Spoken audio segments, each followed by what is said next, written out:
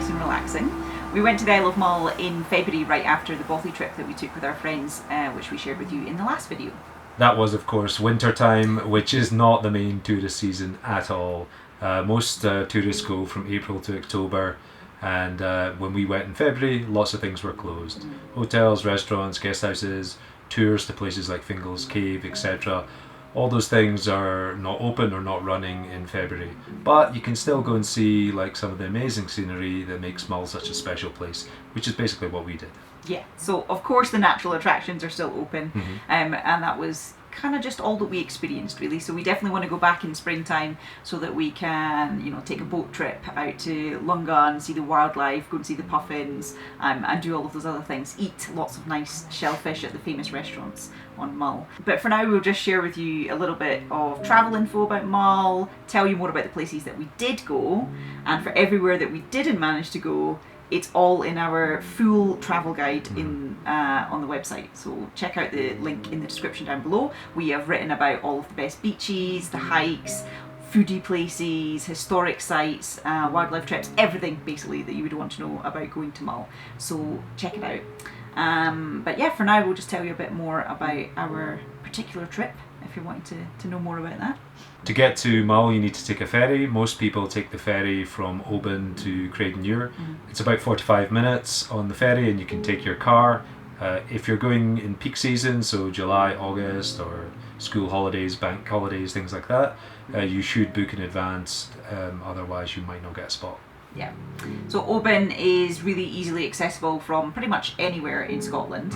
But there are two other ferries that you can take, one from Lochaline to Fishnish and one from Kilchone to Tobermory. Both of those ones are a lot less popular than the Oban Craignure ferry.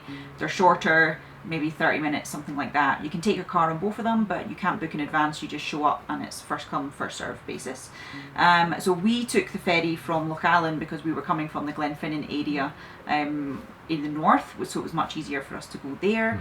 And yeah, if you're visiting Mull as part of like a wider Scotland road trip, it might make sense for you to arrive on one ferry and leave on the other one, especially if you're going to or coming from Mallag area, Glenfinnan, Isle of Skye, anything like that.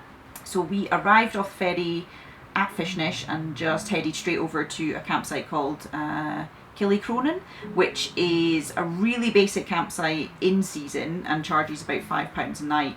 I've basically just got a toilet block and I think that's about it. But when we were there, there's no facilities at all, it's closed, so it was essentially wild camping. So there was one other camper van and they looked super cosy in their big motorhome thing, and there was us in the Howling Wind having a grand old time. Yeah, we're having a good time. The person in the camper van was watching the TV, but we weren't jealous at all. Not at all. We did have a really good view. We didn't hang around for too long the next morning because it was howling wind. Del had to literally lie on the tent while he was taking it down. I was scared. I was scared some of the poles would snap. It was really pretty bad. Yeah. So we spent our first full day on Mull up in Tobermory. We knew the weather was going to be bad, so we wanted to try and find somewhere to stay, but being the off season, pretty much everywhere was closed.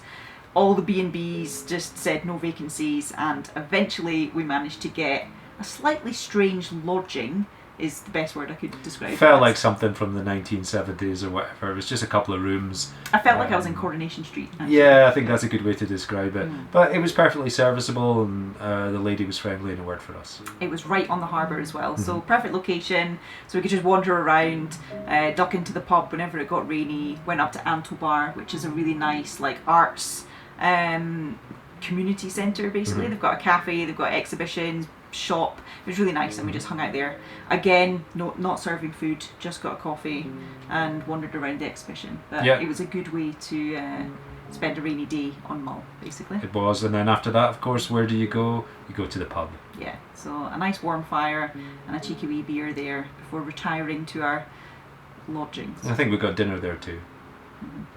And then the next day we went to the Glass Barn, which is a gorgeous cafe based on the Isle of Mull cheese farm. It's a working farm and they have a yurt that you can stay in as well there, which you can book on Airbnb. I'll pop the link below. It looks pretty cool.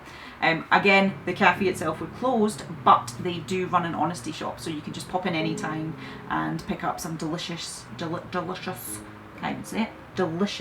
cheese and some relishes, things like that. So We Yeah. stocked up on some goodies. Yeah. And in their honesty shop, you could pay by cash, or they even had a card machine. You could pick up and pay by your card. Yeah, It's and then you great. just popped your receipt in. It was pretty cool. Anyway, we picked up some goodies to keep us going on our camping road trip around there. And then we headed on to Dervig, had a wander about there, and then down to Calgary Bay, where there was that really cool woodland area called Art in Nature. So we spent quite a while exploring all of the sculptures and things that they have in Yeah, there. and they've got lots of cool sculptures, so it's a really nice place to just wander around and take it all in. And totally fell in love with their little glamping hut that they've got in the middle of the forest there. It is so cute. It's basically my ideal home, like a little tiny home, and I really wanted to stay there. We asked if we could rent it out for the night, but they only do so in season. Basically the story of our entire Mull trip, wrong season. I mean, Kim said, we've got our sleeping bags, we'll just use Yeah, them. you don't need to set it up or anything, but no. She said something about health and safety, but Yeah. anyway, we couldn't do it. So again, you can book it on Airbnb, and is another reason that I want to go back, because it was the cutest little place. But yeah, after being dinghied by them and told definitely not, we just headed down to the beach and set up camp there, which really was quite a good consolation prize. The beach at Calgary Bay is one of Mull's most famous beaches, and Yeah. it's easy to see why. It's a really beautiful long curve of flat sand with great views out to sea. There's an informal campsite there, which is where we set up. There's a small donation box just beside the toilet block, which is across the road. It was a great little spot, actually. Yeah, so you're allowed to camp there at any time, in tents only though. It's definitely not for camper vans or No. anything like that. And yeah, there's no charge, and there are those facilities, the toilets, which is pretty handy. So we just got the fire going, really, because it gets dark at about 5 p.m. in February. It was a bit chilly, so got the blanket out the car and just watched the fire and drank wine pretty much for the rest of the night. That was about it. Next day we decided to explore more of the island, so we headed south towards Fionn Fjord. I don't even know how you say that actually. I'll pop it on the screen so you know what I'm talking about. And we stopped off at a few kind of scenic spots along the way, our favourite of which was, this is going to be another theme, I don't know how to say things, Easefors waterfall? I think that's how you say it, Easefors, something I like can't that. help. A beautiful series of waterfalls which comes like tumbling down the hill underneath this really old stone arched bridge, and then eventually just goes off the side of the cliff.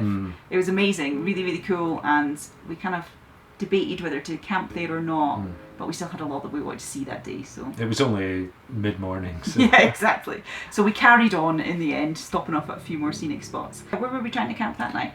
Fidden Farm. Well, first we went to see if we could get the boat to Ulva, remember? But then that yeah. wasn't running. Yeah. And then we drove all the way down to Fidden Farm because we had hoped to camp there, but they don't open up until April, which we Yeah. kind of knew anyway, but we thought we might get a campsite nearby. But it was really exposed, really windy, so we'd scoped out a good camp spot a bit further back, kind of north facing, and it was protected from the wind, so we drove all the way back there, and it had pretty good views too, right? Yeah, exactly. So in the end, we didn't make it over to Iona, but we did sort of wander around the nice beaches and things there and end up at a nice campsite. You're really limited by your daylight hours in winter as well, I have to say. Actually, Iona is open and the ferries are running in winter. We just ran out of time in the end, which is why we didn't go there.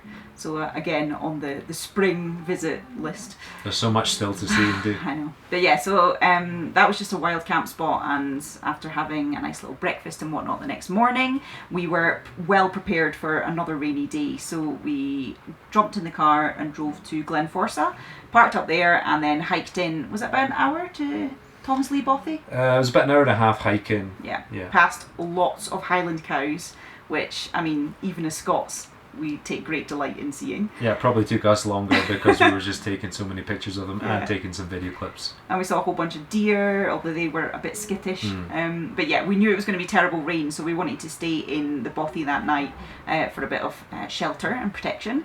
And being midweek in winter, we had the Bothy to ourselves. So again, got the fire going, cracked into some red wine, and did we have a mouse visitor that night? I don't think we did. I don't remember having a mouse visitor. I just remember we drank red wine and played some name games or something. Usual Bothy activities, really. And the next day we just headed out the same way, and Took us a little bit less time, of course. Just about an hour back to the car, and then it was a 20-minute drive down to Craignewer, where we got the ferry to Oban. Yeah.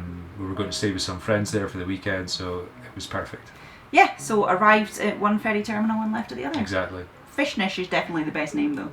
Fishnish is cool. Yeah. That wins on the ferry terminal names. Anyway, if you want to know more about the actual video making side of this, we shot it all on our Sony a7 III camera with the 24-70 Sony lens, the f2.8, Rode VideoMic Pro for the sound, and we've got a Mavic Air drone, which is what we were using on this with a bunch of ND filters. All of this gear is in the description down below, and I've also popped a link to our full travel photography gear post if you want to know the nitty gritty about all that stuff.